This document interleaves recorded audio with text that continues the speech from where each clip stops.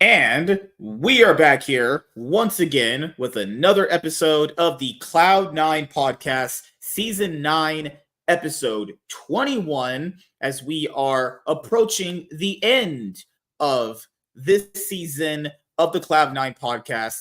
It has been an absolute amazing ride with this show, not just only from the very beginning, but all the way to where we are at now. We will have a 10 season, celebration when we have the first episode of the Cloud9 podcast for season 10. Be sure to check that out when it obviously is going to be live on, YouTube and Twitch. And obviously, if you follow me on Twitter, as well as I just want to say thank you to every single person who has watched this show, not just from the very beginning, but if you maybe have watched maybe randomly and stumbled upon this show in seasons 5 or 6 or 7 or whatever episode you first watched the show. And thank you to all the people that we have that listen to the show on the podcasting platforms where you obviously can watch this show. Our biggest platform is Amazon Music. So if you guys have an Amazon Music account, you can watch this show there. But this show is available on wherever you actually can consume your podcast. And if you obviously use us to have a background experience on your other second monitor, or you are watching and listening to us, whether you're going back and forth between work as you're commuting, or you might need something to listen to when you're at the gym, we will be here to entertain you guys with the Cloud9 podcast.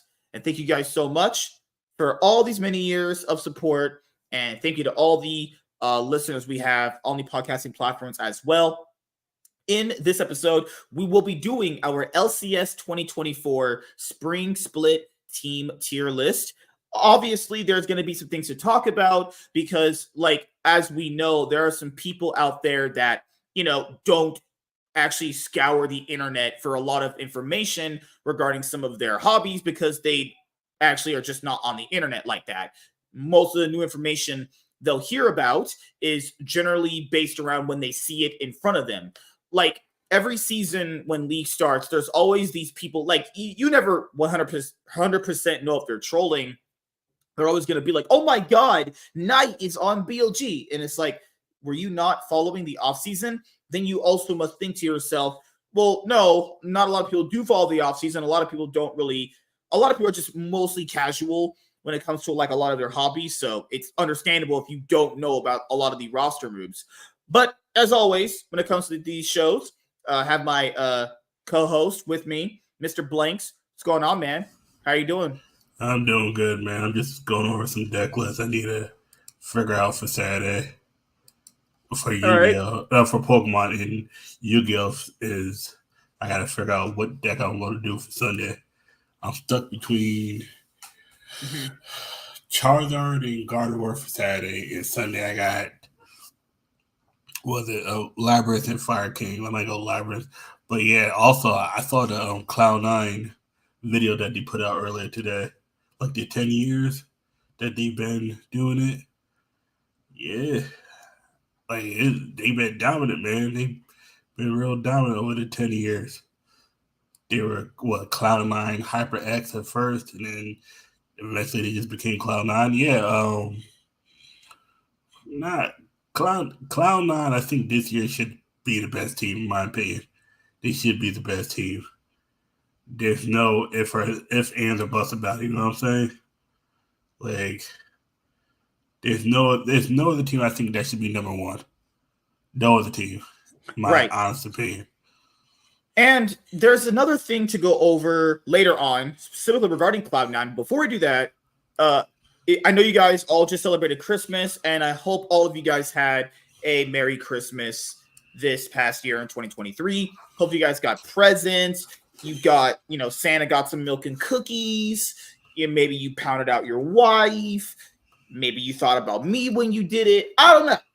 But I'm glad you guys had a great Christmas. But yeah, man, I don't think you celebrate holidays like me either, really. I used to.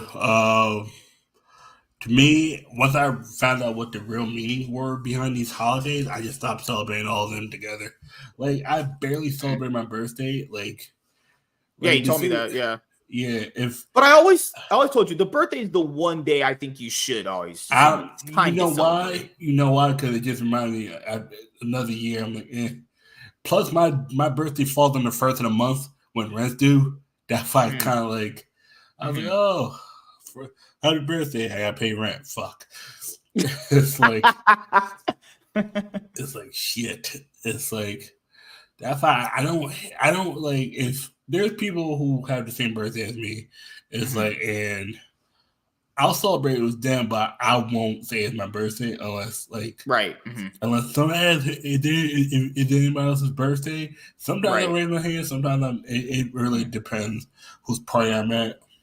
Mm-hmm. Sometimes I'm just there to enjoy it because honestly, after I turned 21, I didn't really care anymore. I It was in was that like same boat too. I mean, it was pretty much like right after my mom passed away, I just didn't have any connection to holidays anymore because shortly after that, we started losing a lot more family members. And, I don't know if a lot of people feel this way. Maybe I'm just in my own head sometimes. People would invite me over for holidays, but I told people it's not that I don't like you or I want you getting that feeling. It's more as if I can't really fully enjoy the day knowing we're just not family, You're just my friends, right? When you don't have yeah. a real family connection on those days, like I don't have a family connection anymore. Most of my the family members I had around me yeah. that lived in here, they're all dead except for like one that I barely know, two that I barely know. One was my aunt's daughter, and obviously Yeah. her dad, right? And I don't talk to my brothers anymore. There's one brother I can't even talk with you guys because there's some things that I just can't discuss. But one Yeah. my other older brother, I don't talk to him. Like I don't really Yeah. have any family out here. And people go like, but if friends are inviting you over, isn't that your family? It's like, well, no. Like I see them having their moms, their dads, and I'm not I jealous mean, or technically anything. it can be family because sometimes I think this thing you're hung upon that you automatically equate family to being blood. Sometimes you don't have to be blood to be It just family. doesn't feel. I just can't feel it, man. I just can't. I'm the opposite. I don't like hanging out with anybody really. And people don't realize Well, yeah, I'm a stream. Like I like being alone, but I don't like being alone. I don't mind being with a girl if it ever comes up. My yeah, issue is I like to be alone a little too much. I think I've gotten used to it. That's what I was talking yeah. about. I was with those girls. It was like good, but like the minute I was at the gym for 45 minutes by myself, that felt like the best time. It was just me get out Yeah. everything I needed to get out of my head because sometimes I'm way into my own head as well. Like I overthink shit to the point where like it's disgusting. Like it says, and I do understand where you're coming from. Like My I thing is tried this: it. if you're Right. friends with somebody, you're cool, and you're cool with their family. You don't have to equate them as family, No, but no, they it's are not more close like enough. family. It's more along the lines of like I can't really enjoy the day. I can't You really enjoy things like I used to like that. But the thing is, you know what it is? I can also equate this to another thing, which is I was already before my mom passed away, my grandma and all those people, I was already feeling this way anyway. You know how like I growing up, you I do think something it so was. repetitive. What I happened? think it was with you. Because I've heard you say that enough times. I think what's your family. I think what's that because what it is it sounds like you was having birthday parties with your friend, but your mom and your grandmother were still there. Once they passed, you was already distancing yourself from friends in a sense, but you still had your Yeah, family there to hold you down.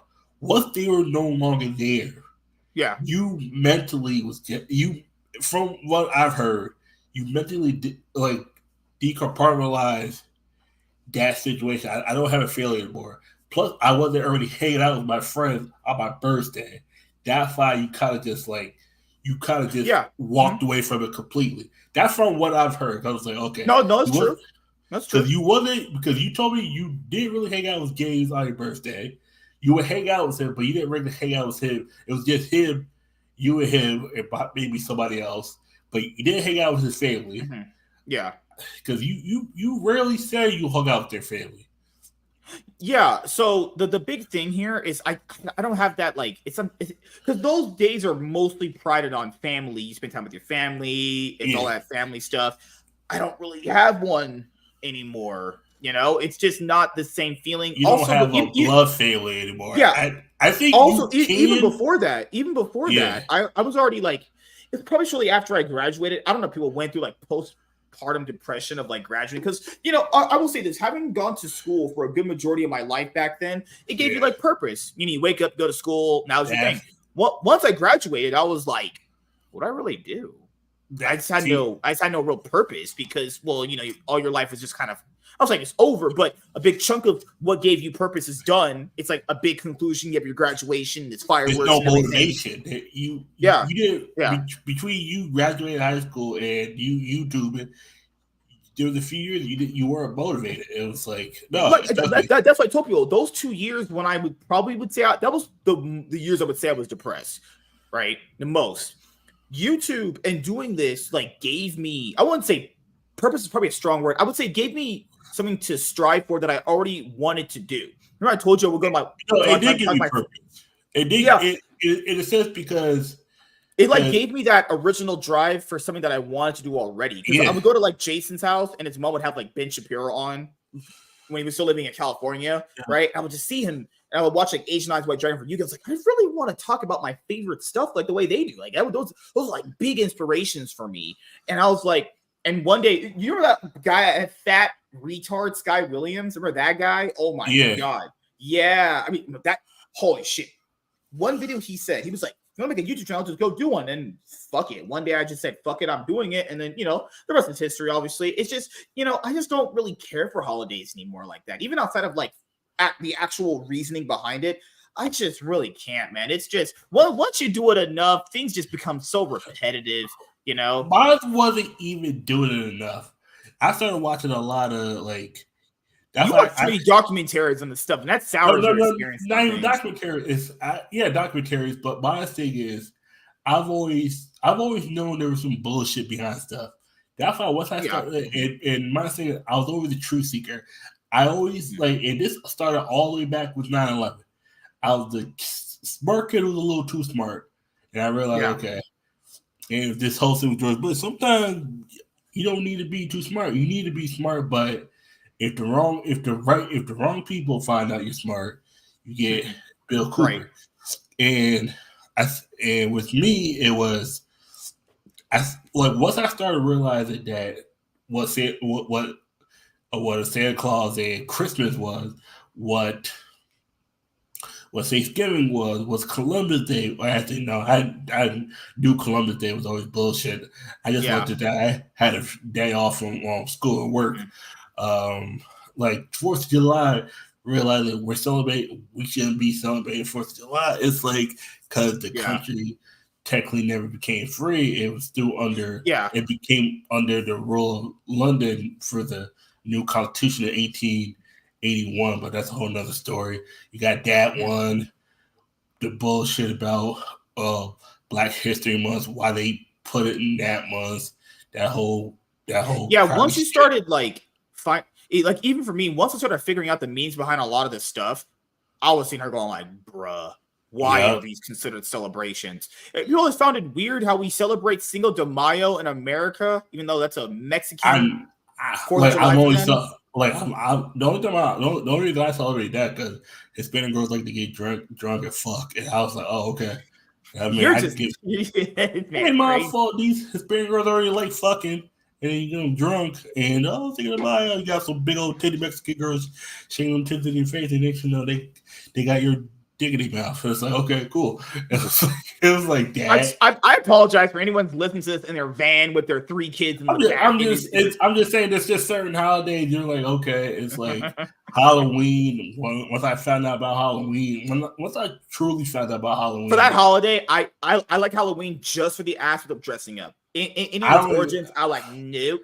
I don't even like it for that anymore. Like I found Halloween was the one holiday it took me forever to fully disassociate with because I liked the aspect of dressing up, but I knew Halloween. It always felt eerie on that day. It always felt eerie on that day. That I think the only holiday that I really celebrate are not really celebrate, but like a Labor Day, Memorial Day, Veterans Day. Even though I'm the same one that says all the wars in America were bullshit because they were profiting off money and they sacrificed those young men going into war. But you can't say that around people that people get offended. It's like I'm not saying I'm not saying them doing the military is bad. I'm saying that they were sacrificed.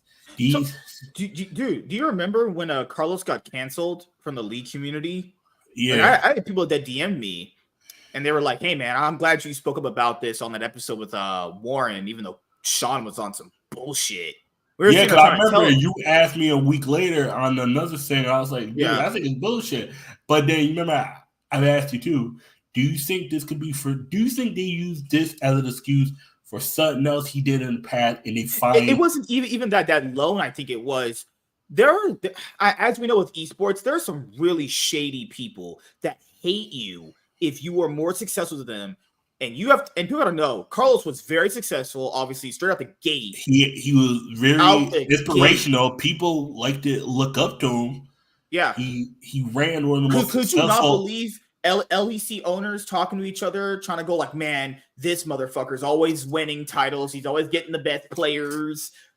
When he was at they knew, I think personally, they could have probably convinced Riot to keep him, but I think they didn't want to because, like Riot is some bullshit where like they kicked him, they suspended him from attending events. Like, what the fuck? I mean, but they have the right to do whatever they want. That's the fucked up thing about it. They did sign an agreement with the franchising thing, but it's just so weird that he got canceled, not because he was being sexist or anything, because he helped women get jobs in the scene.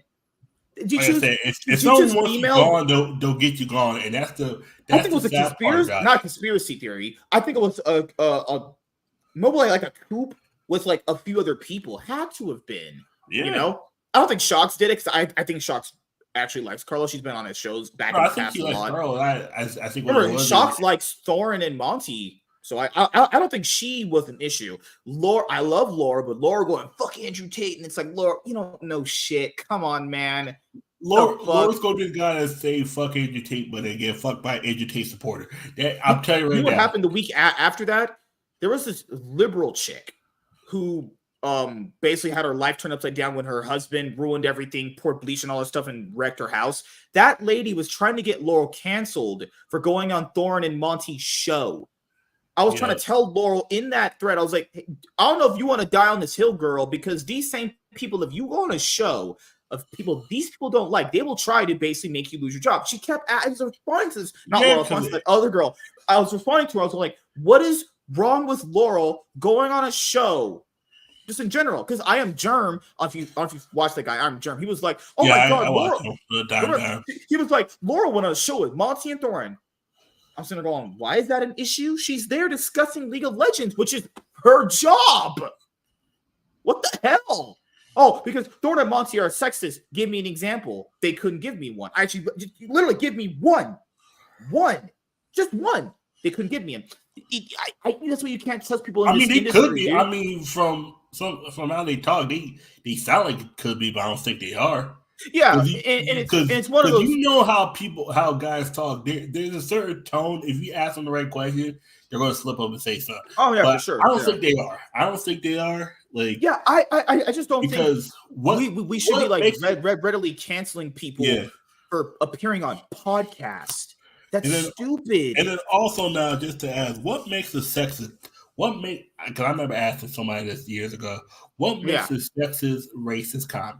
Racist is slightly easier, but what makes a comment racist, sexist, homophobic? What makes a comment buzzword salad is what you're saying. Yeah, because it's like, okay, if someone says I'm not a fan of gay people, does that make them homophobic?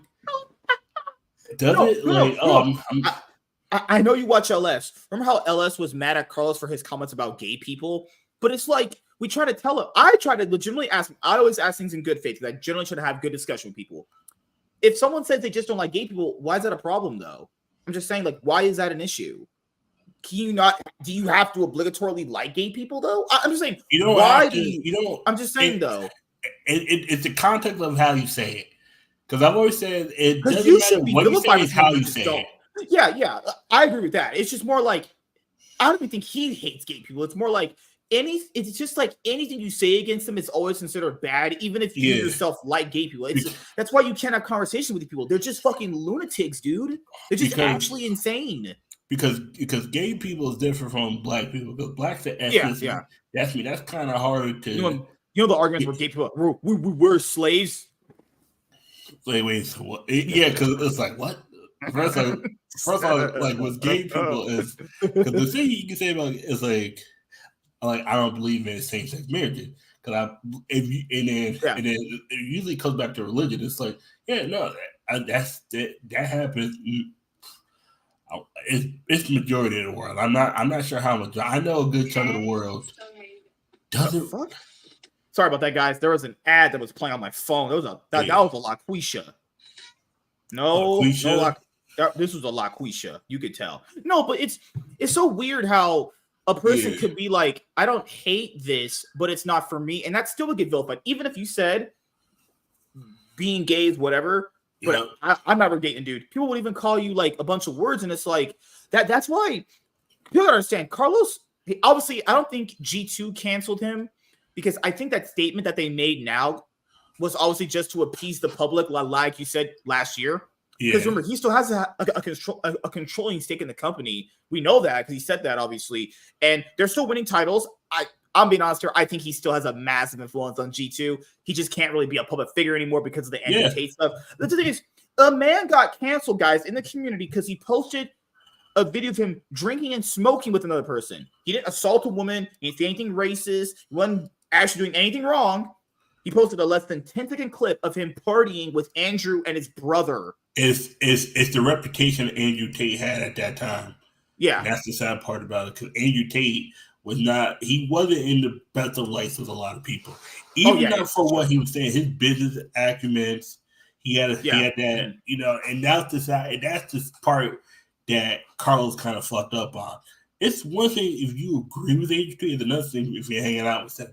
Because now you can be, are you part of that war room group? Are you? That's how people. One of those. Well, that's how people associate people with. If you hang out with someone that someone doesn't like, they automatically think like, you know how we talk about Comicsgate and the Iron Age on the other show a lot. Yeah.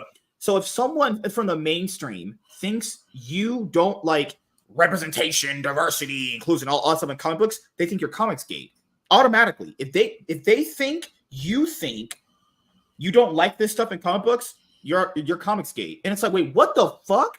Why would people just link you to like a group, even if you yourself aren't part of any group? It's like people were linking Mark Miller, who did like Kick-Ass and whatever.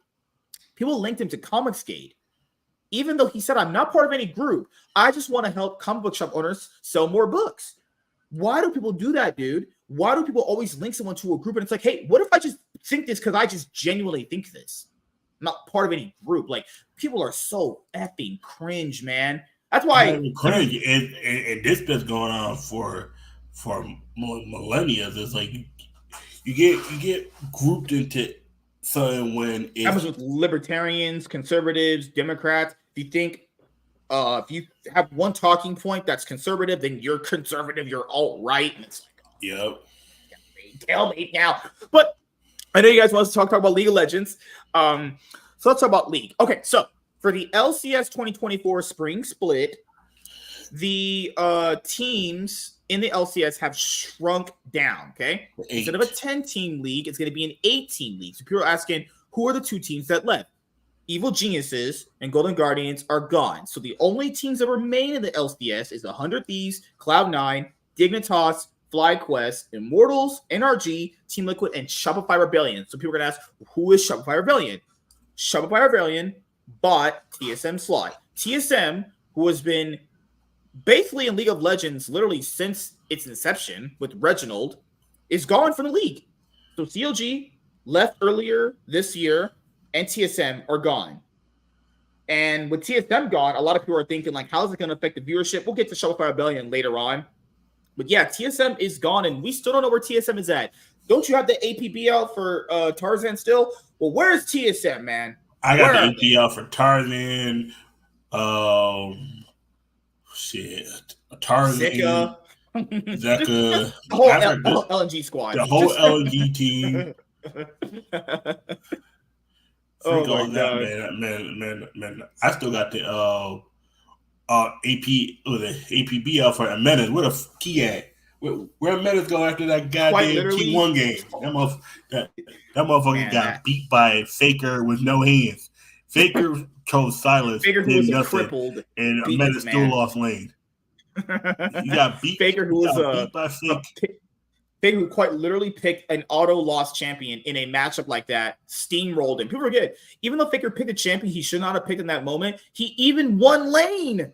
He won lane. Plus, there was reports saying that his wrist was starting to like he had to take it easy. He said he took it easy that round just to see if he could, and he was able to pull it off. It's like, yep. And y'all said he was the third best mid laner in LCS. That if he's the third best mid laner in LCS, God help us. God help us. This is also after he literally fell off a cliff after spring. Because in spring he generally was good. He had a really good spring, albeit a few games here and there. He was pretty good in spring. Just at MSI, he got exposed so hard by Chovy and Yagao that his brain just couldn't work anymore. They must have got demolished in scrims for him to lose not only faith in his team, but faith in his own gameplay, But Evil Geniuses and Golden Guardians are gone. As you guys know, we've talked about Evil Geniuses at length here. They went all diversity, virtue signaling, inclusive, and all that bullshit. And, well, that's where this got them. No company anymore. What was that Warren Buffett of esports? That person told that email went out, Evil Geniuses company. Yeah, Nicola Point Jameson, the Warren Buffett of esports, put the company to the ground. You can't make this up. Evil Geniuses, they won that title in spring of last year, 2022. They went to MSI, they went to Worlds, and then basically just proceeded to fall off an actual cliff come 2023. They literally not only had a sophomore slump, they had a sophomore slump so bad, they're now out of the league. They're that bad, Golden Guardians actually were never good ever, only until this year. They made a few playoff appearances here and there in 2018 with Froggen, and then you also had the playoff appearance they have with Golden Glue back in spring 2020. But Golden Guardians only really ever got good this year. And how much was that on Golden Guardians becoming good rather than the rest of the league becoming bad? Like the teams with the actual better players just underperforming, while Golden Guardians kind of had a chance to surge when that happened, Also, it was basically it's reported that it was a mutual decision. Maybe you can help me with that. You can clear it up for me. So basically, the people that run the LCS went up to the team owners and were like, hey, who still wants to be a part of this? Do you still believe in this? Does anybody want to get out? And basically, EG and Golden Guardians went, we do not believe in this. We're out. That's kind of how it was phrased publicly, but by John Needham, or why is his name John Needham? I'm gonna start calling this guy John Needs Baloney, but whatever. So apparently, Golden Guardians and EG did not see fit to perform in the LCS anymore. The LCS's viewership has been a death spiral. Obviously, now they're going to end up moving it back to Saturday and Sunday. I liked it when it was Wednesday and Thursday because obviously I could get Wednesday and Thursday off to go, but because people kept saying, oh my God, the viewership is so much better when it's on the weekends. And it's like, it wasn't. It was on the weekends. People didn't watch then. It was literally trending downwards then. During the weekdays either because people were coming off work. Yeah. That's the thing is people said, oh, but you could watch on the weekends better. No, yes, you could probably do that, but the numbers were still going down. It's like you can't win anymore. The LCS is literally in a downward spiral. You have to basically just do that VCT model that we talked about, merge stuff CB LOL, merge the LLA, because this is getting bad. I always hope the viewership can bounce back. I do, but I just don't think it can for the most part. It's such a systemic problem now at this point. You can peel back one issue, then a ton of other issues appear. I mean, Mark Z is going to be the commissioner, but I don't know how that's going to fix the league. The broadcast got better, but everything else is still relatively just the same. And that's the problem when you have all this venture capital money that came into the scene, all these sponsorships, and it kind of just what would you say the word was when something appears to be a lot more than what it is? Like it bloated the scene. It kind of like made it look like something it wasn't, and we were kind of pretending we're like the NFL and the NBA, and it was just like, no, it's just. I always knew this was going to happen. I was just kind of waiting. I knew that Overwatch League would fail. Overwatch was definitely not going to be as the game that lasted as long as League. No way. You know, we had all these franchise slots, and the whole franchising model really never worked out if you kind of look at it, the way it has panned out to be. Now we're at a point where we have 8 teams in the league, and people are like, but Immortals and Dignitas, we wanted them out. Well, I get it. I want them out too, but at least they wanted to stay. I can respect that. At least they were able to stay, because I think EG wanted to stay, but they financially couldn't. Yeah, their financial. And Golden Guardians was like, yeah, we can't. Nah. Golden Guardians.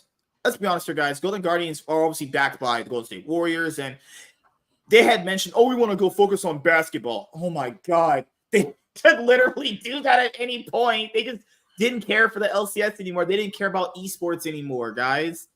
This is how bad it was for Golden Guardians. Let's recap this here. They built a new facility this year. We know this. They showed us pictures. They quite literally, after they lost to Team Liquid, went to a Worlds qualifying series, got blown out, asshole, all opened by Adam from Team BDS, Big Dick Sissies, okay?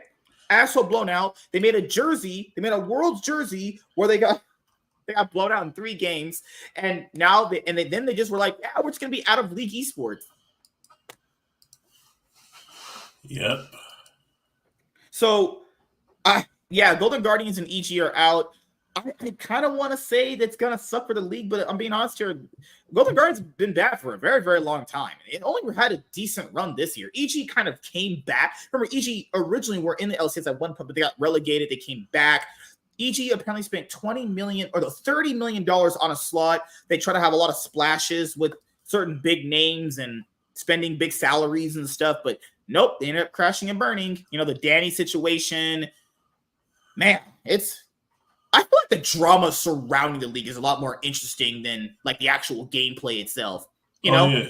And the owners are sitting here thinking they fucking bought a slot in like the LPL, and it's like, no, you bought a slot in North America.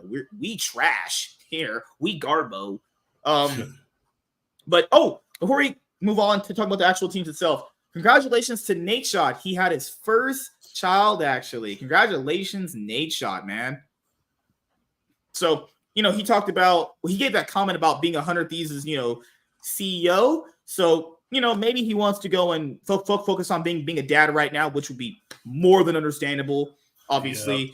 But that doesn't mean I have to talk good about your team, Nadeshot, even though I met you and took a picture with you. I like Nadeshot. I did talk to him before. He's an awesome guy. But congratulations to him. But Nadeshot, if you have any hot female streamers you want to throw my way. No, he ain't. Because if you talking shit about him, you think you're going to send you females? Hell no. Can you give me Valkyrie's number, Nadeshot? Come on, help a brother out, Nah, man. Can I get Chocobar's number? Come on, girl. I know you want some BBs. All right, we're moving on. Chocobar is not even part of 100 C's. I'm saying they got connections there. No, that's not how that works. Come on, man. I was trying to cloud chase around here. All right, so this is the LCS. So this tier is going to be this is the black guy term, just aight. Just all right. There you go. B tier is going to be, we'll just put Dark Horse. I don't know. And then I would put C9 Supremacy. I would put Dark Horse at 3rd. I think 2nd should be. Well, Dark Horse is I'm implying that this team could potentially surprise and actually challenge Cloud9 to win. Okay. So where do you want to start at? Actually, we'll save the best for last because the best for last is always going to be like Team Liquid, Cloud9, these guys. We'll save those for last, and NRG. So we'll start with Immortals, actually. Chaz's favorite team. No, don't do that. Don't do that. Nope. Immortals' roster is Castle, Mayonnaise, Mask, Tactical, Ole. Looks like hot doodle. And when he means our mayonnaise, he means our mouth. He calls it mayonnaise. I mean Miracle Whip. Yeah, because if you leave that motherfucker in the sun, he gonna stink. I'm talking like McDonald's mayonnaise on McChickens. Oh, That's what he is. Now, if the McChicken is fresh, the mayonnaise it'd be hit. But if that McChicken sat there for a minute or two, no, that mayonnaise with that wilted lettuce, Ooh, God, that's a nasty McChicken. I'm just being honest here. Why the fuck did they keep Tactical? You know, in Immortal Mortals' video, they talked about, we're gonna unlock more of Tactical's unlocked potential. At that point, when I hear shit like that, I gotta just throw you in booty ass juice tier. Oh my God. There's no unlocking Tactical's prowess, guys. He hasn't been good ever since like 2021, and that's when he was playing with Core JJ, who at that point kind of still was good, you know. Ole, the last time he was in the LCS with Golden Guardians, you remember last year when you started watching, you saw him with Golden Guardians. He was bad. Yeah. Ole hasn't been good at a very long time. Like, what kind of jank roster is this? I hope the Korean imports are good. If the Korean imports are good, they could potentially sell these players off, or they could, you know, make a roster move come before the summer split. But I have no faith in this roster. They're going to be like 7th, 8th. They're about to be like fucking 12th in an 8th team fucking league. Nah, man. I think this roster just looks like hot doo-doo shit. All right. Well, where would you have Immortals, actually? Immortals between 7 and 8. At highest 6. There's a good chance the Korean players carry them. There's 2 teams I think that could bottom out hard than Immortals. Okay. Yeah. They're going to be booty ass team. Right now, looking at their team now, this team, like, NRG needs to be clapping this team. NRG should not be losing not a damn tower to IMT. IMT is bad. Like, if NRG have that thing where they lose to like all the bad teams but beat all the good teams, I'm about to have a stroke watching this again. Holy shit! I'm still not gonna take them seriously. All right, let's go to Dignitas. So Dignitas's roster is going to be Bitch, Zayu, Rich, Dove, Tomo, and Isles. All right, Tomo. Now you said the other word. Oh, God. All right, so Dove was the mid laner on IG. He actually was good. He actually was pretty talented. He also role swapped. He originally was a top lane. He role swapped to mid. We saw Zayu before. Zayu was bad. Rich had a brief stint where he looked like an MVP earlier this summer split, but that was like in the first 2 weeks, and he fell off a cliff. Probably because he lost faith in the team, actually. Yeah. Tomo replaced Spawn, who looked like the worst ADC I think I've ever seen play competitive league. Tomo didn't look good himself. He just wasn't Spawn, but he also was bad too. All these LCS rosters, I'm being honest here, these two are just like budget as fuck rosters. Do you want to set league minimum? Yes. You can come in. Did you go 15 and 13 in a split? Sorry, did you go 5 and 13 in one split? Yeah, you're in. So if you went and you accept league minimum and you went like 6 and like fucking, I don't know, 6 and 12 in a split, you could be on IMT or Dig. Isles is just not good. Isles had his brief stint on many teams. He's not good at all. These are just dog shit fucking rosters, if we're being honest here. I feel like some of these guys might be able to punch up, given the fact that there's 2 less teams, obviously, in the league for the most part. But I think if we're being honest here, these are just like some of the worst rosters I think I've ever seen. These are just badly constructed rosters, and they're cheap, so that's even worse. I'll probably have IMT further than Dig, because at least Dig, might actually surprise, because they have some random wins they always get. But yep, that's where I'm gonna have these guys. All right, let's talk about Shopify Rebellion. Shopify Rebellion, who bought TSM slot, is Fake God, Boogie, Insanity. So you have the TSM former jungle and mid duo. B-Boy, who's been on many teams. He was on teams in I think it was, what's the fucking minor region? He was on teams in the minor region, I think in Brazil or Mexico or some shit. I think it was Brazil. I want to say it was Brazil. It was in Brazil. Yeah, he was on, I think, like Pain Gaming or some shit. He was on one of those, or was on Red Candids or something. It was one of those. Yeah, he was on Young Miracles. He's been on quite a bit of teams, actually. But he's never been like, he's one of those random players where it's like, oh, I know who this guy is because he's just been around for a while. Yeah, he was on Pain Gaming. He was on Estral Esports. He's mostly been competing in he was on Europe for a little brief stint there. He's been around, obviously. He's just he might shine. He might be able to shine, but what do you think about Shopify Rebellion, dude? I think Fake God is complete shit. I think there will be all right. I think they're going to be in the middle. I think they're going to be. Yeah, I agree. 5, 6, maybe 4 if one of these teams slips up. Maybe 4 at the highest. They can't be 80 higher than they will Fake be. God was quite literally the worst. Fake God was quite literally the worst top laner in the fucking league at one point. He got knocked all the way down. He was on Disguised Toast's challenger team. He made it back to the LCS. I don't know. Could he have that Dokla effect where he got knocked down and he's going to come back even stronger? Could be. I don't believe it. Could happen. But is Fake God really going to... So since it's basically TSM, is Fake God going to be a upgrade over Hanser? No. Boogie only really looked good on Elise. He looked pretty jank on everything else, if I'm being honest here. Insanity looked good. I'm glad he gets a starting spot. I think he was fine. He'll be like one of those, like, he might arguably be like one of the top 4 mids, potentially, given how things have shrunk in the LCS. Yeah. And now you just have Zazel. And they're keeping the same head coach they had for Revan. So I don't know. This is probably going to be what TSM was, honestly. They'll just be all right. And TSM wasn't really all right. TSM are pretty much borderline bad. But this is an 18 league, guys. We got to really, really, really, like, stretch what we mean here with some of these teams. All right. Let's do 100 Thieves, actually. Where's 100 Thieves going to be for you, man? They're between Booty Juice and Just All Right. The biggest issue is the person they're keeping is the last person they brought over. And I'm like, oh shit, okay, this will be. For those of you who don't know, 100 Thieves' roster is General Sniper, River on Golden Guardians, Quid, Meech, who was on Disguised Ghosts' Academy team, or he's a team, and Ayla, and their coach is Golden Glue. Yep. This might actually even be worse than IMT and Dig, because you don't really like.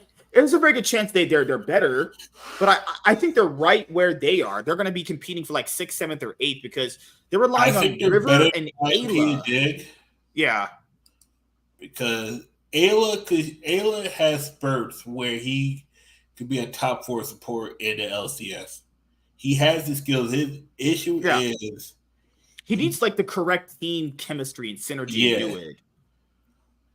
My biggest issue is Quid. Quid literally just sits in mid lane and just does nothing. They need to activate this guy. But that's also playing around a bunch of people who are over talking each other. Like, if you saw how those comms were last year, they're either not talking or they're overly talking. You can't just put someone new into that, even though Bucio is not new to LCS. He new to America. Mm-hmm. It was like now you got a bunch of players who are not as achieved. It's like, all right, this works. Yeah. And we have River, and I guess they're counting on River being that piece that's going to basically get the team going, which can happen. I mean, River has shown he can be the best jungler in the league. The issue here now with, like, how's he going to do this with basically new players? Like, obviously, Sniper, he's going to have somewhat maybe gank for this guy quite a bit. Because I've not really seen him play top lane all that much, honestly. So he's going to be an unknown quantity. Yeah. And did you watch when Disguised Toast team played? Did you see Meech when he played? I saw him play. I thought he was decent. Yeah, I don't know where to put this team at. I feel like if they had a strive, they might actually. I would say they're like just all right. They don't need to make playoffs, but if they make playoffs, that's good. They're further ahead than needed. But if they're to be from, they can be go as high as 5th, but they can be as low as 8th. That's true. Yeah, because given how they're putting these players together, I could easily see these players not gelling and meshing well at all. I could easily see it. But then again, that's why we have spring splits, because that's where we kind of get the gelling part out. Yeah. All right, let's go to the LCS. I will go FlyQuest. I'll go FlyQuest next. All right, FlyQuest, the team that quite literally could have did a lot more this year. It's going to be that year of kind of like what could have been for FlyQuest. They were literally one game away from facing off against Cloud9 in the finals of spring. And even if they had lost the finals, which they probably were going to lose the finals, they at least went to MSI. After losing that game 5 to Golden Guardians, this team just fell off a cliff. They were literally falling off a cliff before that, but that was kind of like the final straw right there, where you could tell the players just literally didn't want to be around each other anymore. It was just broken. That too, plus the managerial just decisions of FlyQuest is just the worst. So bad. Yeah. Remember they brought in a dude just to sub him out the next game, even though they said they kind of wanted to see what he was capable of. It's just like this whole it was just bad. It's just bad. Start over. Go next year. That plus then you have the whole thing with I think what they really just messed up. They saw it was good, but it was money. I told you, a team will fuck up over money because they need to value their acquisition and purchase. And I see baseball teams do this. Put in a batter that's much worse than the rookie kid or the cheaper kid, and then the cheaper kid outperforming them, but they gotta bet the cheap rookie kid because he's not worth $100 million. And that's what they did with Ayla, and Ayla just did not work. Plus, the team was already kind of shaky because it's like they lost to TSM, and TSM was like, "Oh, we exposed them," but not really. I mean, to be fair, I told people their gameplay was not as good as people were making out to be. It was extremely linear. It was just no other team was able to beat them because they were just. Yeah, Vikla actually kind of was doing well, and then Vikla. But falling off the cliff is an understatement. He actually didn't even exist anymore. He became a Tristana Azir 2 trick. It's literally all he could play. Remember that? Impact and I told people Impact and Speaker were not going to synergize very well. That is, you can't put their play styles together. That didn't work out. Then they're like, you know what? We'll take Vulcan, and maybe Vulcan will kind of reinvigorate the team. Vulcan himself had a bad split on EG. That's not going to work out. Prince doesn't want to be on the team anymore. And then even when they kind of got it together, it didn't matter because they already lost so many games they couldn't even make playoffs. Yep. Oh God, the 2023 FlyQuest was just clown world. If you want to take that's the pure definition of management did not know how to manage. It was literally they had the number one thing they could have done. And they threw her right down the drain, just right down the drain. And then the way they just treated, I don't know, the way they treated Winston just left such a bad taste in my mouth, man. That is so fucked. You ask him to come back after you get blown out by Cloud9, just to bring him back, just for him to almost get you to MSI, just to go into summer replacing him again? Like, what the fuck? And then you replace him. Damn. You replaced him with the guy that he was cool with. It was like, oh, okay. All right. Nepotism, guys. Nepotism is such a bitch in life. But FlyQuest's new roster going into 2024, LCS Spring Split, is going to be Bwipo, Inspired, Jensen, Masu, and Busio. What an interesting roster.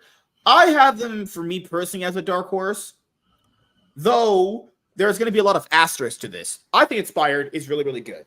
But the problem with Inspired, as we know, is he can be very hard to get along with. That could definitely hurt how good your team might eventually end up being. You know, there's some strong personalities on this team, guys, where literally, if it goes bad for them, they could honestly fall back to where they were this year. If it goes bad for them, I swear, with these personalities, it will go bad. But if it also goes well and they start winning a lot, this could be a very, very dangerous team. Jensen is not coming off the best on Dignitas, but let's be honest, it was kind of the only reason why they were even winning games. So I can't, something I can't fault him. It's just more along the lines of people knew that if they shut down Jensen, they could just beat Dig.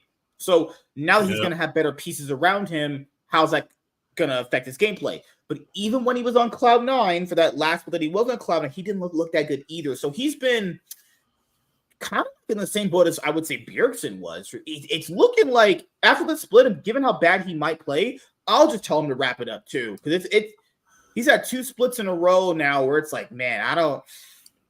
This I think is his last chance. I would say is a spring split. If he does not play well in the spring split, I could easily see a world where they cut ties with him, and he might just not get a team anymore. I hope he has and I love Jensen to death. I hope he has an impressive split. Busio, one of these asked Busio to stay. He want to stay. He went to FlyQuest. Busio did not have any good synergy with Double Lift. Hopefully, he'll have better synergy with Masu. He didn't have any synergy well with the teammates. None of them had synergy well. That was the sad part about it was. Their 2022 team, even though they were falling apart at the team, they had synergy with each other. What they needed to do was swap out the bot lane. Swap that out. You're good. That's all they had to do. Swap that out. You're going to put Busio, then you're going to put... Because remember how you said a big reason why Busio didn't work on the team was because of his overthinking, because he's an analytical player. Well, Bwipo is very, very similar to that. Yep.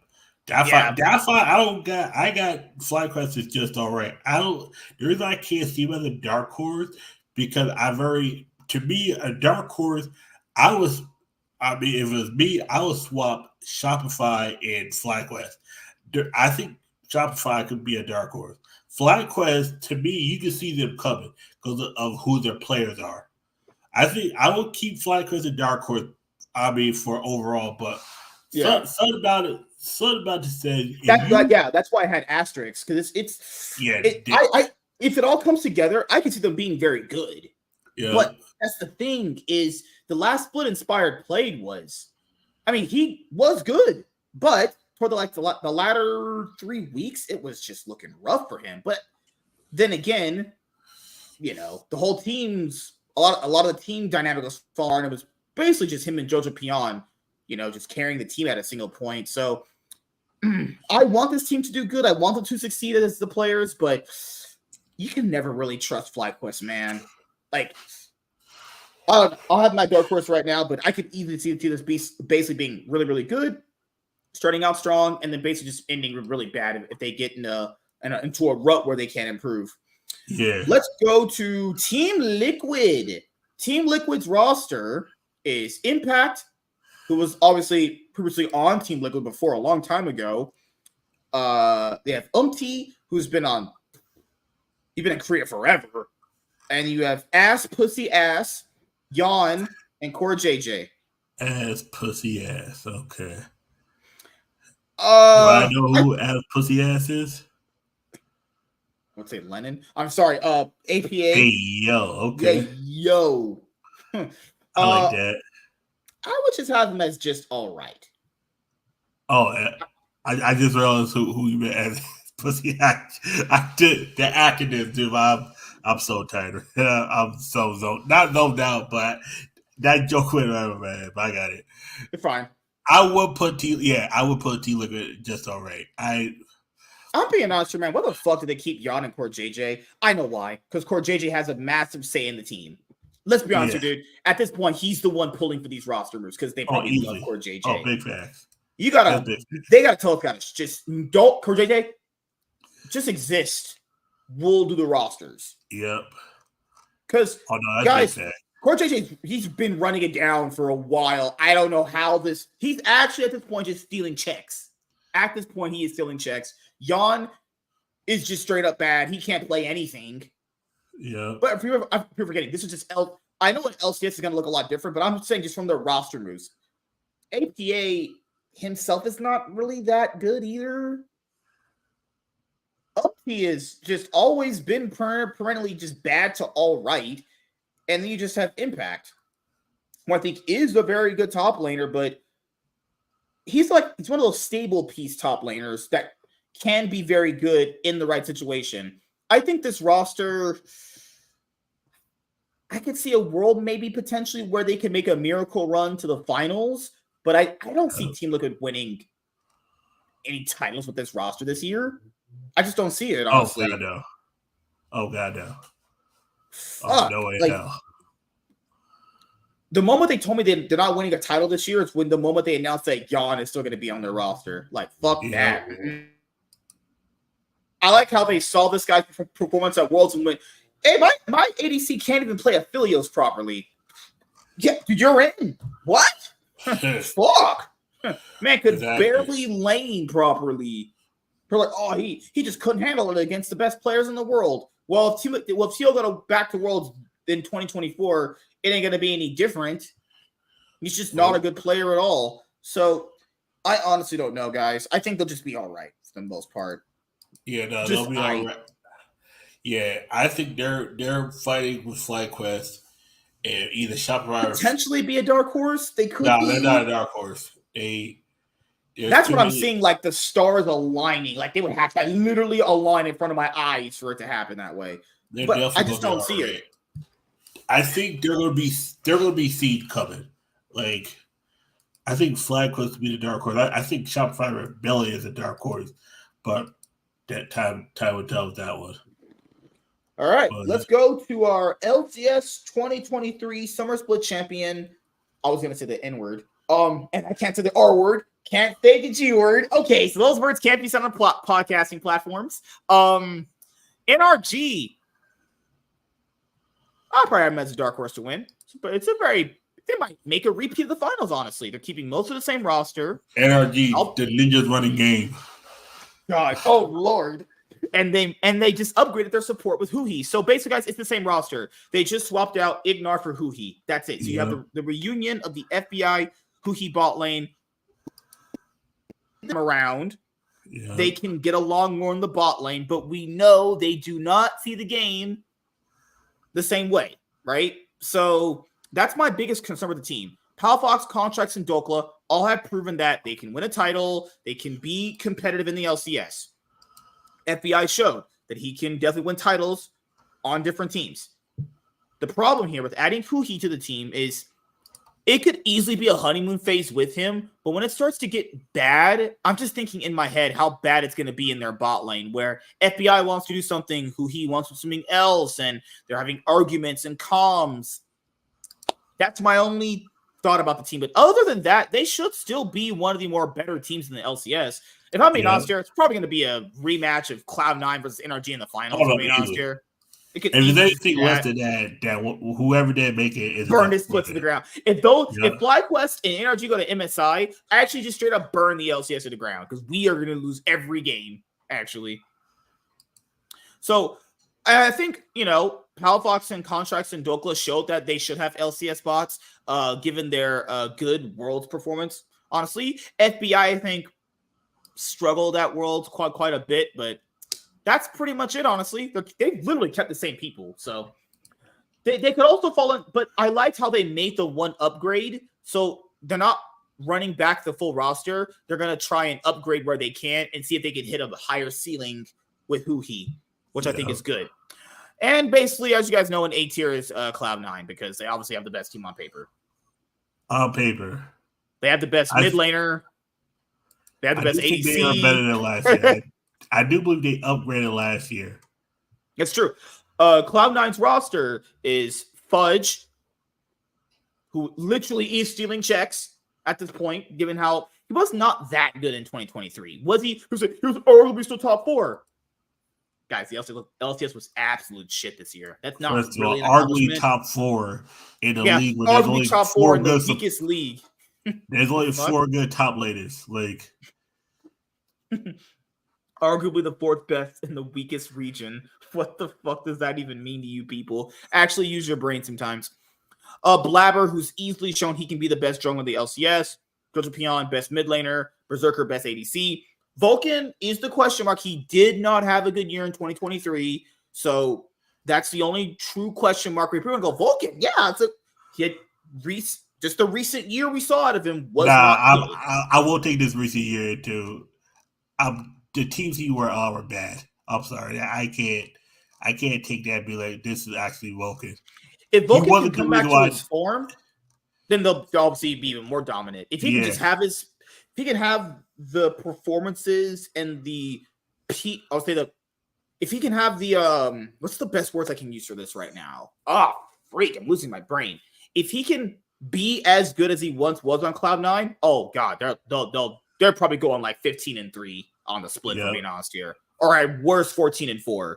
If they were really fucking around and they're storing games, probably 13-5. Nah, I don't see any team outside of NRG being Cloud9, and NRG is 50-50. Right. So I think adding in Huhi potentially stabilizes their team, giving them a little bit more consistency. Because that's the thing with NRG, was that they were like inconsistently consistent, which, you really don't want to have that as a team, obviously. But as you guys know, Jojo Pion was on EG MVP, definitely carried literal corpses to third place. So that is just impressive in and of itself. I will still question why they kept Fudge. I know he's won titles for them, guys. I know. But the problem here with this is so James said, do you take a chance on a rookie or do you grab a veteran top laner or you keep him?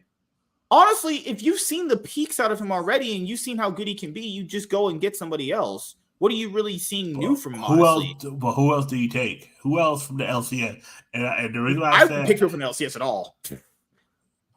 You don't I personally would pick from the LCS. Remember, they wanted to get Wonder. He was under consideration for them. And he was never come over. Yeah, I'll be honest with you. Yeah, that was he probably saw the offer. Wonder honestly would have been a good pickup. I think that's honestly the piece they need for the Wonder team. Was never wondering. Wonder was never wondering about coming over here. He knew coming over to LCS. Hey, he talked his perks. How's the LCS? Don't do it. They could have chose Evie. that happened. So how about Summit? They could have got Summit. I mean, re-get Summit. No. Yeah. Oh yeah, I forgot. Yes, I thought the thing. Yeah, he was. He was on Cloud9. Speed ran to an MVP, and then speed ran to getting knocked out. And Winsome at one point. Oh my god, that could have been the team. Yo, they could have an all Asian team. Somewhat. Summit, Blabber, JoJo, Berserker, and Winsome. Oh, that team going 17-1. That's a disgust. I feel like that team. That's the team. They just got them at the wrong times. Like Winsome wasn't the player that he was. Summit, very big ego issues where he got MVP and just kind of got so shit on in the playoffs. He just went to go play in the LPL. God, shit was bad. But yeah, for the most part, as we know with Cloud9 this year, what really screwed them over was, I know me and you always go back and forth with James with this, Sven wasn't that good of a support guy. He only was good because the supports in the LCS are bad. He himself wasn't a good support at all. I love Sven, guys. I do. That's my boy right there. But we got to call it like we see it, though. We got to be honest with ourselves here. We got to be honest here. He was not that good. There's a reason why they didn't keep him. They wanted to get rid of him this year. We know that. Berserker just liked to play with Sven. It's the only reason why he was there. That's when they waited for his contract to end. Yeah. They were literally going to get rid of him this going into this year. Jack said it, but they kept that contract. Wanted to play with him. They kept the contract going for until it was over. Cloud9 got really destroyed. Cloud9, who used to be the best international team for NA, they've not did well at international events. I mean, Worlds 2022, they were just getting ass juice. I mean, everybody in the West was getting fucked in 2022. So and owners are looking at it going, I want a new team. It's understandable. When your team's getting blown out, you want a new team.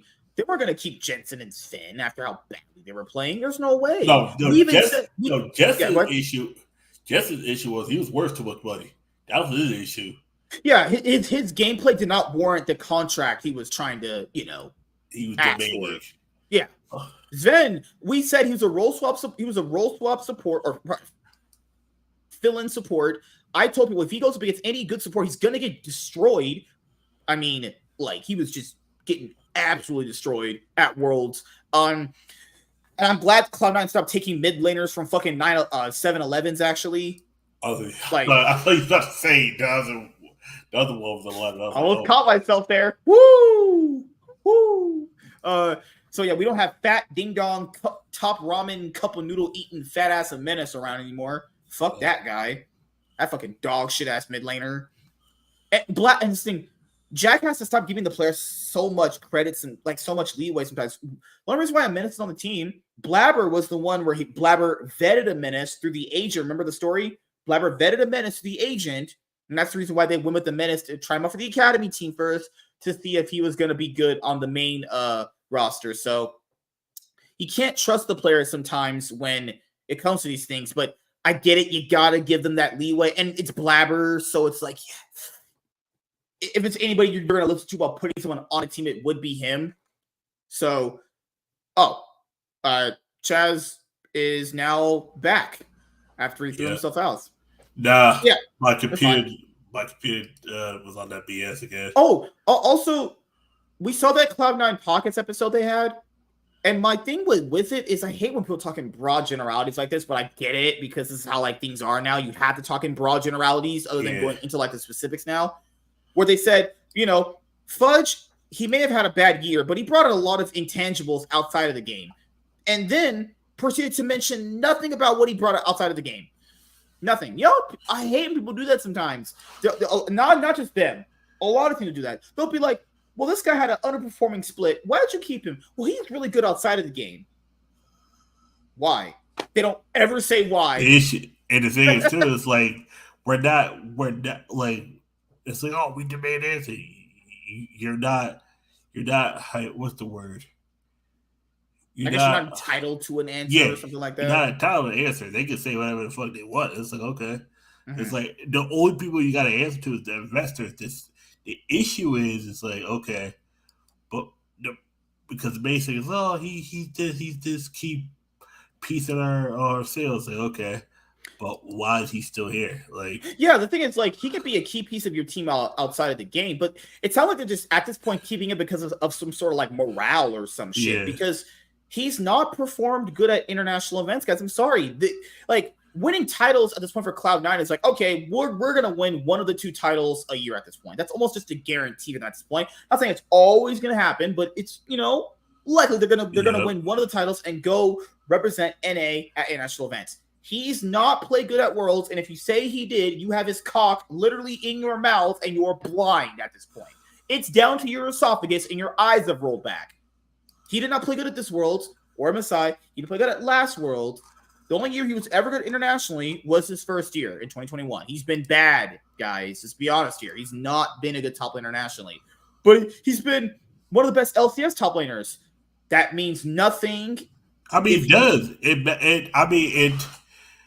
In a sense, you said it yourself that the LCS ain't gonna win anything. Yeah. I would always say if you're separating two, if you're meaning just for LCS dominance, that's a different conversation, like being the best top laner domestically. But that's not what they care about anymore.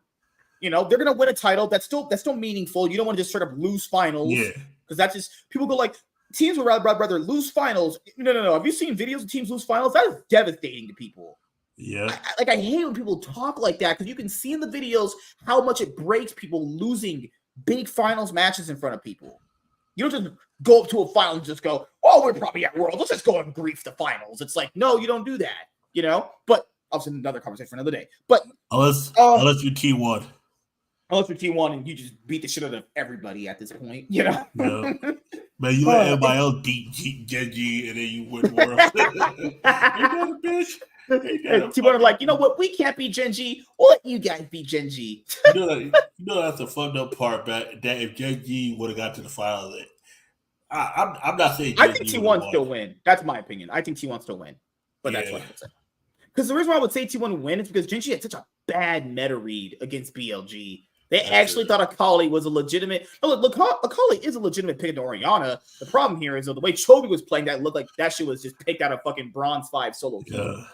But that is our LCS 2024 Spring Split team tier list. And cheers to another year of watching North American League of Legends. Help me, man. Help me. Help me, please. I do think we're gonna have one of those. I think even Mitty said it in that Cloud9 video. I think at some point, maybe 2025, they do the whole VCT Americas approach. We're just calling it the Americas, because I think they're realizing a lot of these like individual leagues just really aren't it anymore. But Yep. because we're seeing consolidation year after year. It's cheaper. Australia's gone. Japan's gone. Okay. Who else is next? Oh, Russia. Well, that's a different. Well, that's a we can't really touch on. But Russia is gone to a certain extent. It's also cheaper. You don't have to pay like broadcast talent, English. Because you could have broadcast talent in the native language, but if you're trying to push this to a wider audience, you need one for the English audience. You know what I mean? More money spent. They're just consolidating a lot of their money now at this point, which, makes sense. Obviously, we're going to have an LPL English broadcast. We are going to have that, but they fired a lot of the talent, honestly. Kitty's not there. That one black guy they had is not there anymore. A few of the other guys that were trying out aren't there anymore. And you know what's going to happen? They're not going to have them in studio. They're going to have them in their apartments on webcams and their pajamas, probably talking to us about the LPL. Another way to save money. You don't have to run the studio, honestly. Yep. You don't have to run the studio. I mean, yeah.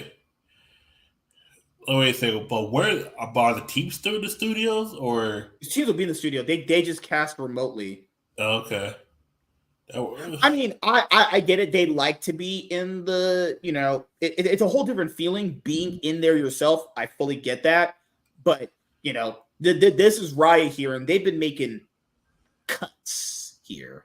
It's like that Dark Knight scene. You know how the Joker's like, we're going to do tryouts. Riot's having tryouts for these casters now. If you ain't the best, and if fans ain't talking about you in a certain way, you're out.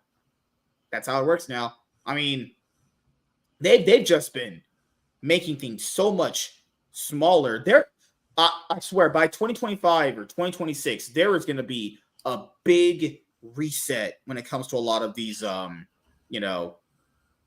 leagues, these regional leagues when it comes to League of Legends, actually. That's what I think. 2025 or 2026, easily, I could see it, where Riot basically goes, hey, we'll buy you out. You'll be in our VCT America's style for League of Legends. Your slot doesn't cost anything. You can't sell it, but we'll pay you to be here. But it's based off of other factors, That way you could spend your sponsorship money and the revenue you do make on, other things. Also, like you mentioned earlier, it's still in LA, which LA costs a lot of money, guys. California costs a lot of money. LA is just ridiculous. LA is $2,000 for rent. For a studio. Rent. That's not even other utilities. Bruh. Yep. That's the same thing out of Connecticut. And this was crazy, man. Like, how a lot of these LCS orgs even wasted money in Academy. Remember, LCS orgs weren't making money, sacrificed a good portion of their venture capital on Academy teams because they were literally told, it was in their contract, you had to have an Academy team. So the money that they could have had to spend on other things were wasted in Academy. Just flat out wasting money for nothing. Like, this whole man burned this shit to the ground. And it took these guys until 2023 to be like, hey, we're wasting money and something we're not getting a return on investment back at all. Literally at all. Hey, yeah, I want this canceled. It should have been out many years ago. Just sacrificing. Remember Cloud9 said they spent around like $18K on Academy rosters? Bro, how much money that how far $18,000 goes? Especially in this day and age. God damn. But, oh man, you ready for another year of watching competitive league and doing the show? Losing our brains. Oh, I can't wait for it. Ugh. I can't do it, man. These people just make me want to just pull out my hair. Riot and their bad decisions. Stuff with Travis. I don't know how you still watch that guy, man. That guy is ridiculous, dude. He's not bad, but there's certain topics I know he's bullshit with. So like, okay. He's like Lay's original. He's like Lay's salty chips. That's what he is. He's just very bland. It's not really bland. Is like you only like watch, like I only like watching them when the stuff I'm watching is like, okay, this makes sense. But other than that, it's kind of pointless sometimes. It's just reasons. Like, why am I, like, I know why I'm watching this, but I'm like, it's okay. Like when he does the interviews with the players, I think that's when he's at his best. But when it's like Hotline League, which Hotline League could actually be so much better, but it's just you can't even go and argue a point you want. It's got to be like, oh, it's got to be basically against them, even though it's not your position. Like I never understood that because I tried to get on a few times. Like basically, it has to be something that is spicy, but is also not what our takes are. It's like, what the fuck? Yeah. So I can't argue what I want to talk about. It has to be something I don't even believe. What the hell? Sounds dumb as hell. That's why I just stopped watching. Like people can't even really talk about what they want to because it has to be because they didn't want some of the same similar takes, but people are going to have some of the same similar takes because people think alike to a certain extent. Yeah. You know? It's like you can't have a show like it can't be because basically kind of functions like you invite your guest on for like the whole radio thing. Well, there's people that are gonna have the same opinions because they think the same. Like, ever heard that saying, great minds think alike? Yeah. That's kind of how that works, you know?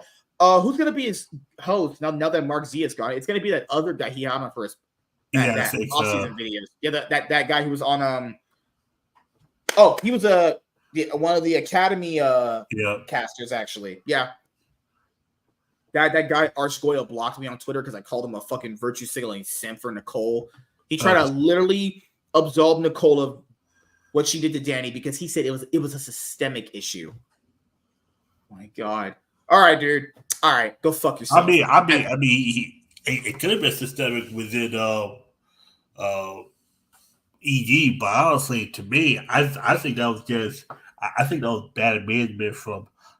In this issue, I think it was hiring Nicole was the first mistake because with her, she hired people that weren't qualified while she was unqualified for whatever position they put her in initially, and then because I've been in a situation where I got hired by somebody that was unqualified, and then they will hire people that were unqualified. Now you're like, wait a second. Why is this person working here? This person is brainless. They're fucking stupid. How they have it? You know what I'm saying? Mm-hmm. Have you ever? Of course, you work at McDonald's, man. You know motherfuckers that had jobs. You're like, wait a second. How the fuck you got a job? Like, how? Yeah. Yeah. Like, wait. You work here? Oh God. Okay, burn this place down. This place trash. Like, I've been in those places. Well, wait a second. This motherfucker's working here? Oh, fuck me. And you just gotta be like, wait. Ain't no way in hell. No way in effing hell this person works here. And you're just thinking about it like, nah, this is ridiculous. And yeah, and with her, I don't think it's a systemic thing because it. No, matter of fact, I think it was, but I don't think it's the systemic. What I think he was trying to make it feel like. No, because remember, he mentioned it in a way that's like, this is not about Nicole or what's that article he put out where he, oh God, this is how bad. I think it's about her, but what really threw me off is, you know, people say they have sources. He actually named the sources. Like, you can't name your sources. You can't do that. You actually can't do that. You can I mean, you can if it was on record. But then you can name your sources if they're credible and you have proof that they gave you the information. But if it was one of those things where they told you off book and you told them, oh, yeah, no, you're fucked. Yeah, and these are the same people in his article that say, I don't want to be named. And they name them. If he name drops them, it's like. See, that's where you're fucked. You can't do that. That is so unethical. That's not unethical. You just fucked someone's whole career. Because if people knew that you told that stuff to him, you're not going to get a job. We know how nepotistic the LCS is. They find out you told them shit to that, you're so fucked. Not even job. You just lost a connection. That person ain't going to trust you anymore if you think about it. Like, why would I trust you? Now I know that y'all here giving up motherfucking sources. Like, you know what I'm saying? Yeah, because now you're just considered a rat, even though you were maybe just trying to help out or whatever, you know? Exactly. Good Lord. People like that are just so fucking gross. He was like, well, this is not a problem with Nicole or Danny. It's an actual systemic problem in EG. But he has to realize in his brain, she's the one who causes those problems. She's the leader. Yeah, The problems would directly come from her. But he has a point there because it is a systemic problem that started with. He was right by saying it started with Nicole. The issue is because it is systemic. Because the issue is this: it starts with Nicole. Because if you hire the wrong person, and then now you're hiring the bad people, like you already hire somebody on top. The people that work Gamer Doc, we know that was like her are bad. Then you're not hiring the good coaches. You're not getting the best players. It's a trickle down effect. That's why it becomes systemic. Then the people that hired her made a bad decision. It starts all the way above her, but she's the one. And I've always said like this: she's the one because at the end of the day, they're not going to put the CEOs that actual owner, the CEO of Evil Geniuses. They're going to put Nicole, you're the face of it now. Every decision that you make, you got to live and die by it. That means if you make a decision that fucks it up, you take the blood. You take all the damage. I don't take shit. And that's what it was. He don't take shit. She don't take shit. No. Nobody below her or above her takes it. She's the one because she's painted as person. And honestly, you're like, oh yeah, I'm fucked. No, you're fucked. You are fucked because they're gonna look at you and be like, yeah, I messed up. Yeah, nope, you messed up. You did mess up. Because at the end of the day, you could have done this, but instead you went and did another thing that you shouldn't have done. You could have just went this direction and stayed clear, but no, you decided to fuck up. And now you got to take all the brunt of the whole dating situation. That whole shit show of a mess. You got to look at that situation. Then you got to look at the team situation, the whole COVID situation, the whole coaching situation. No, it's a systemic issue, but Nicole is the forefront for all that. Like it's both. Because everybody that she hired after her, and then the whole attitude, because Evil Geniuses wasn't seen as a place for people to work at. Okay, that she, and you said it more than me. She just wasn't a good. Like she was a diversity hire. Yeah, owners knew she was incompetent. They do that. I don't know why they do that thing of like, oh, Nicole, we love your contributions to the league. No, they didn't. They did not. What did she contribute? It's just, I get it. It's all that PR stuff. I get it. You know why? You know why her contribution is because that one title she got with the Valorant team. That one Valorant team validated everything she did, and that's the sad part about it. Every single league doesn't fucking matter when your Valorant team with what was it with the title. That's how she got validated. She fucked up a million times, but that one win is gonna bring her down as in history. That's the sad part about it. Like, that's the other problem too. Is you're always thinking like, what the hell is going on with some of these orgs? Like, who is making a lot of these decisions? Oh, easily. Like, if they're putting people like this in charge, we're so fucked. Oh no, we're definitely fucked. Because like someone like her got a chance to be, guys, not just an assistant, not someone that makes roster decisions for EG. She's the CEO. Okay. Then there's another thing that happened too. Remember I think Thorne and Monty had the video of her talking on TV. She actually had a TV interview with a popular outlet. And he asked oh shit. This is actually happened. He asked her, he asked her this question like, you guys had another round of layoffs. You talk about how do you make money in esports? Her response was, have you ever heard of TikTok? Just get the fuck out. Yeah. Just get the fuck out. Get out. Outie. Door. Out. Just go like door. Just door. Yeah, he was a great interviewer too. He asked her all the straightforward questions. I loved it. And he was like, you guys have laid off people recently. How do you make money in this space? Have you ever heard of TikTok? Dead. What's that thing in Grand Theft Auto 2 San Andreas? Wasted. Yep. And remember, people, this is someone who was a CEO. Guys, she was a CEO. Yep. In one of the most legendary esports brands ever. And now it's going to dissolve. That could be. I will put the dissolve on her. I think that was a business move more to her. I think she has a big part of it, but I would say I will put that 100% on her. But she did fuck up though. She did fuck that whole dating situation. That's gonna come back. That I think that dating situation that might end up as much as that Valorant win. It's going to be her. Everyone's going to remember her fucking over Danny's career. That Valorant win. Everyone's just going to tie that to Chrissy for the most part.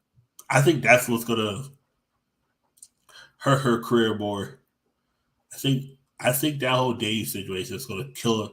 It's going to kill her career. Hopefully it does. Oh, remember the other stuff with EG2? They created a separate League of Legends account.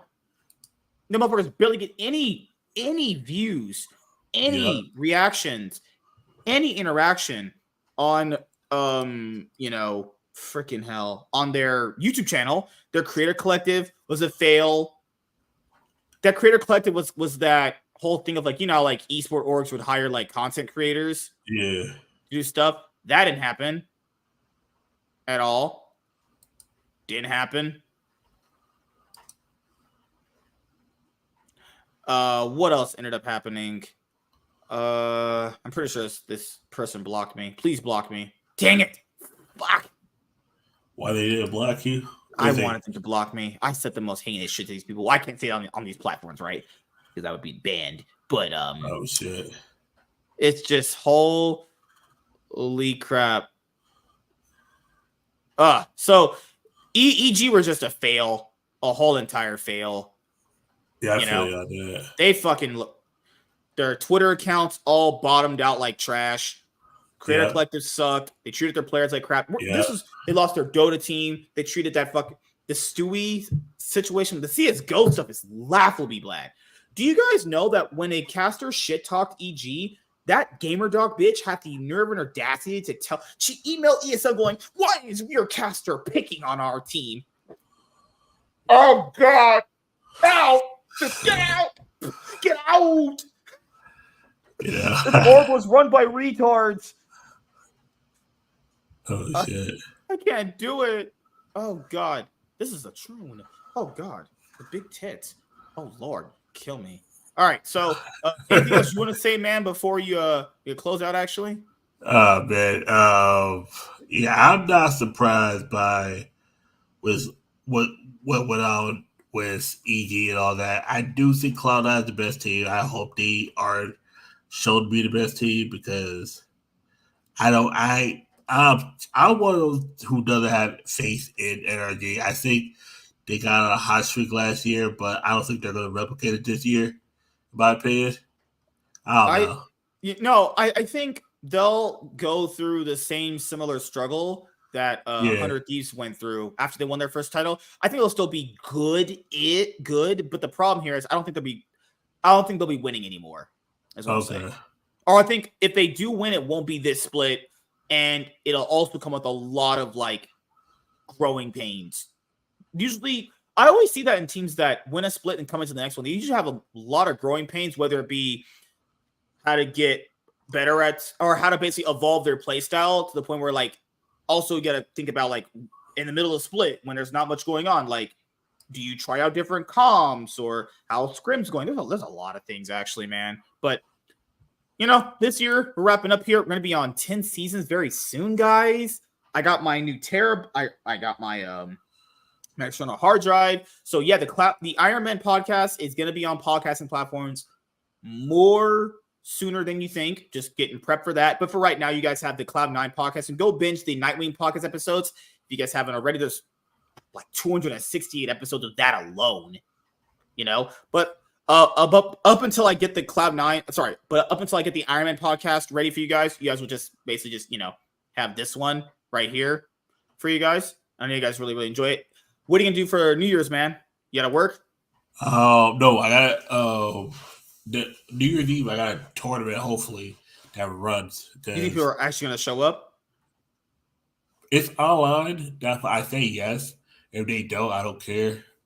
Like, because the ban list literally starts the day after. New Year's Day, I'm not sure if I'm working. I know I have a new location I'm supposed to go to. I'm not sure what the location is yet, but I start work. Not my new job, new location. It's the same job, but yeah, I'm just hoping to get back on track and crush it. But yeah, nothing too much, man. I'm just taking it one day at a time.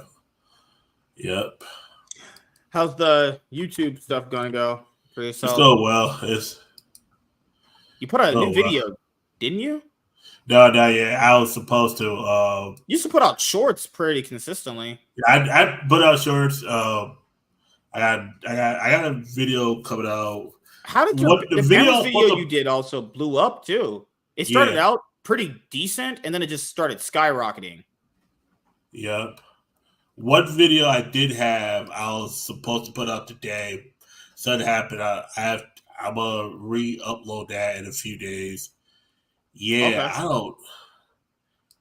I don't. Yeah, that one. Yeah, I saw that today. I was like, wait, where the fuck did all the? Because I had to rewatch it to make sure that nothing happened in the background. I was like, wait a second, did something happen in the background of my shit? Where? I guess that's how you do your ban list videos. Just whatever that format was, just same title, just copy literally every format that is, and just benefit. That's how it works at this point now. Yep. Good Lord. Yeah. Seeing the LCS go, all these rosters are just so budget at this point. They're just league minimum. Just be in LA, have girls blow you, and you just play league. Cool. Double it being like, I want to have a family one day. As he literally shows Lena, it's like, all right, dude. Okay, bro. Okay, we know she blows you. We know your girlfriend's hot. He's like, oh yeah, I definitely want to, slow down and have a trailer. I was like, yeah, double if we know you get pussy. I'm thinking in my head, I was like, yeah, okay. This motherfucker's bragging to us that he gets sex. I was like, okay, double if. All right, shit. That's what I thought in my head. I was like, this motherfucker's bragging. Oh, he said, I can't really play league anymore. I was like, dude. And we know that suspect. We know he tried to get on a team. He tried to go back to Team Liquid, but Dardo blocked it based off what he did back in spring of 2020. Yeah, he wanted to play still. He just told people some bullshit because that's just who he is. It's public perception with some of these guys. That's how it is. I feel like he'll come back. Do you feel like he'll come back? I feel like he'll come back given the right circumstances. I think the right circumstances, but I think once they went to 18, I think he looked at it and realized that no team wanted him. Like he didn't want to go to a shit team. That's understandable. He didn't want to do a rebuild. Yeah. He even said the finances and financials of the LCS is not going to be aligning with not just himself. Basically, he didn't want to say it out loud. LCS is spiraling in a downward spiral pretty bad, and teams aren't going to be putting out big cash for big name players anymore. It's just not going to happen. Yeah, he can't get that big old paycheck like he did back in 2020. He could. Because he even said, Lena was like, he sacrificed a lot playing on 100 Thieves. And it's like, Lena, he literally has a gold mine of fans that he can make money off of at any point. Hell yeah. And geez, it's one of those things where it's like, I took a pay cut playing pro. You knew that going in. You even mentioned that beginning part of the year. He knew going in, he took a pay cut going to play pro. But I thought you were playing pro for your passion of it, not the money. It's just like, this guy don't be knowing what the fuck he be saying. One minute he has a really good take. The next one you're going, did your brain actually make this up? That don't make no fucking sense. He is advocating for a walkout, yet knows that he can't play and a split might get canceled if he doesn't do the walkouts. What is wrong with this guy? Is he a crackhead? But he might actually be on drugs. But if he's on drugs, it would make more sense. Yeah, it would actually give him a lot more fucking leeway. Okay. That's why he saw irrational crack. Okay. This crack. That's why you saw hyperandrogenic those signs. Cocaine. Yep, that makes sense. Yeah, people forget this is a guy who literally went and advocated for a walkout with that one liberal idiot, even though he knew it meant that he potentially couldn't play. What's wrong with these people in this league, man? What? These guys are stupid sometimes, man. Yeah. Dumb fucks.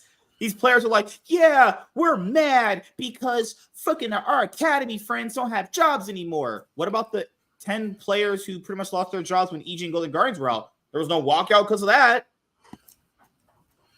Sounds like these guys are just bullshitting. No. Those are two separate things. That's a business. They're almost the same. I think that one is because this is what I see. If you're gonna walk out over academy jobs, I mean, then I guess by that logic, you must walk out over LCS jobs, right? Nah. That's it would make sense, but I'm not walking out over an LCS job. I'm not walking over academy jobs. Academy ain't shit. But there are good academy players. I think the way they did academy, and then they just shut them down without like a proper wording. It was like with LCS, you kind of there was writing on the wall for the team. Honestly, I wouldn't have walked out for either of them. I'd have been like, damn, that's fucked up. And then and then after that, it was just like the way he phrased it. He kept saying, "Oh yeah, these pro players care. They care so much about their fellow man." It's like, no, they don't. There's no way they do. They probably do. See, you don't know if they do. They care about their own personal friends. That is probably true. They don't care about everyone. Oh no, you can't care about every single person. You can care about the people you care about. Yeah. Like, of course, you want them to have jobs. You want people to have jobs and be competitive at the same time. It's like they're your competitive, they're your competition. That's why you gotta hope they don't have jobs because then that's less competition for you. Definitely, they'll walk out for academy jobs, but LCS are like, nope, can't do it. It's like, okay, I guess that's the hill we're dying on here. Plus also that was in the off season. That was off season. Yeah, and it was super sudden too. Yeah, that's off season too. The only players that got teams out of that was Huhi and Huhi River and Jojo Pion. Was it? Jojo was gone before EG even said they were gone. They literally when C9 lost at Worlds, Jojo was signed. I'm honest, most of the rosters were signed pretty much during Worlds. No, JoJo was signed before Worlds. I'm like this is my it happened. It happened. If Cloud9 could have, they would have took JoJo over at Menace. You know damn well they would have. They were just trying to save money on them. Jack, you understand? Just because the team is first place doesn't mean they're spending all that money. You know damn well they could. We know Jack is he makes a lot of great business decisions, but he's not always paying top dollar, which is fine. And you got to be making money here when you can. He's going to try and save money on players. I got a question. If you're Cloud9, would you take Licorice over Fudge? Well, they'd be going back to Licorice, and it depends on it depends on which upsides do you think he would have over Fudge, though. He'll play like certain matchups better. Does he synergize better with like certain teammates? Because I've never been the hugest fan of a player going back to a team they already were on because you already kind of know what you're going to get. I like the allure of getting someone new because you don't know. You know? But if they went back to Licorice, how much of an upgrade do you think it would be, though? Because that's the biggest thing. Because I don't think they would have got anybody who could have. I mean, they could always play. They could always get Revenge, the best LCS top laner of all time. Okay, yeah, I don't know about that.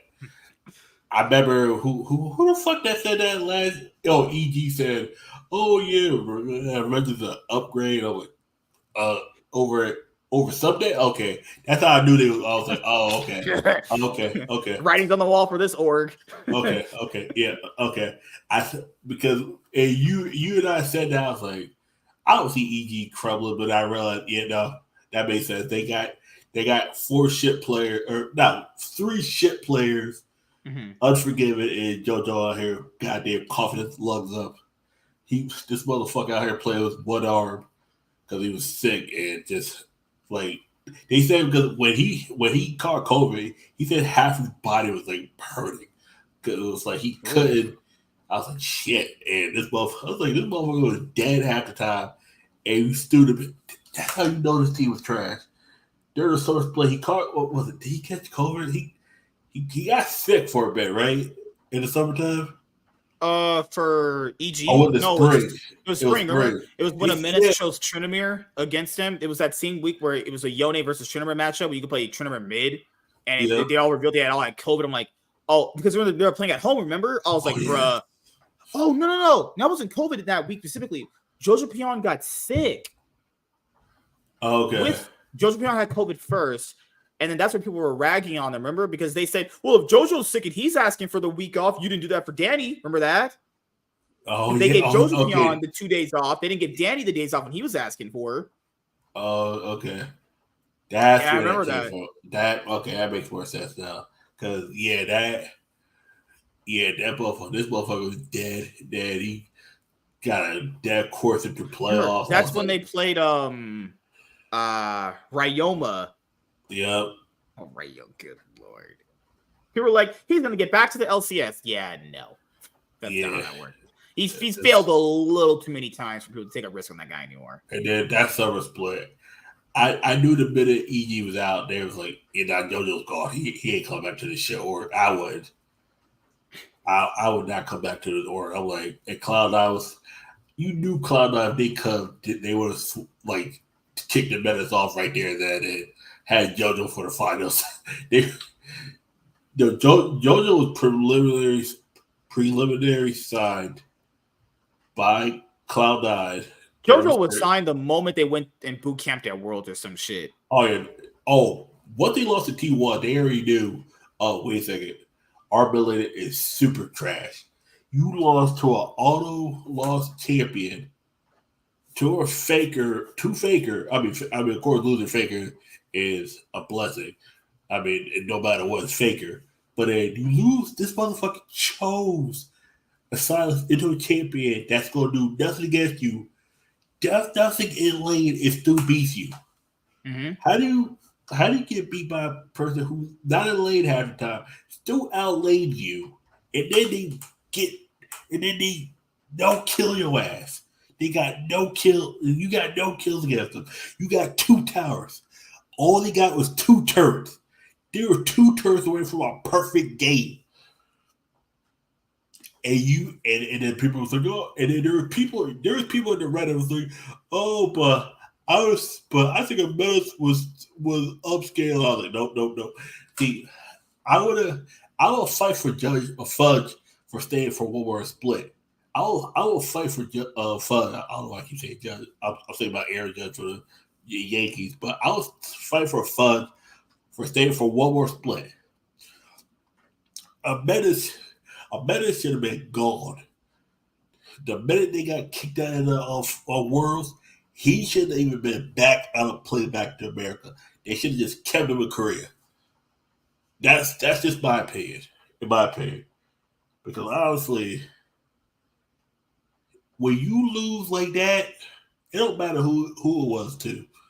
When you lose like that, and then you what that bullshit he put out, that bullshit about his teammates were good, or that bullshit he put out after, a Menace should never be on another team ever again. That was disgusting. What he said after, it was not like offensive. It was just really. I could see a world where he doesn't work with Sven again. I could see it, but I see a world where he probably doesn't play League again. Who the fuck? You see a world where he finishes his military service and tries to get a team again? Yeah, he's that motherfucker. But he'll probably get adoption or son. He probably get some shitty ass team. That's what I wanted to tell you. You know how XL rebranded to Giant X? Live Sandbox did too. They're called Fear X. What is up with these X's? X, you're gonna be a test place. That's what X stands for. Numero test. That's what you're gonna be. What X gonna tell us that they're gonna be a test place next year. X gonna be the new Astralis. Oh shit! Test man. place, just that's a test place, just hanging at the bottom. And, well, and Nopchip's garbage. Nopchip's gonna be what test place. Anything Nopchip related is just trash. Nopchip's gonna be test place. That's sort of like it's not. It's sort of like these. It's the same two orgs in like every single one of these regions where they're always just permanently 9th and 10th, and you're just like, they have like good players. Kind of no, they'll be 9th and 10th. I don't care. You need to prove to me you're gonna be better. I don't give a fuck what someone says. But they have a different roster this year. No. You need to prove to me you're gonna be good. I don't give a fuck who's on your fucking roster. Your org's always been. If your org has always been trash, I don't. You could sign fucking Faker himself. You need to prove you're good. I need to be proved. That's just how I function, But I get it. Everyone's different. Get it? All right. And as we are wrapping up here, just want to say thank you to every single person who took the time to watch this episode of the Cloud9 podcast live. And just remember, I have a lot of goals lined up for 2024, and I can't wait to, get through to working on them all. And also, if you are watching and listening to the show on any of the places you watch and listen to your podcast, thank you so much. And the Iron Man podcast is coming, and you guys will absolutely 100% love it. Almost around 300 episodes at this point on that other show, and getting this show to 10 seasons and getting this show to around 250 episodes is going to be the goal for this show. I can't wait for competitive league to start up again. That way we can start, digesting some of the gameplay and watching the gameplay. Can't wait for the week 1 overreactions. And we will be seeing you guys later. And hold on 1 second. Oh yeah, our next episode is going to be in the new year. So this is our last episode of the Cloud9 podcast for 2023. Thank you guys for the support of 2023. It means a lot.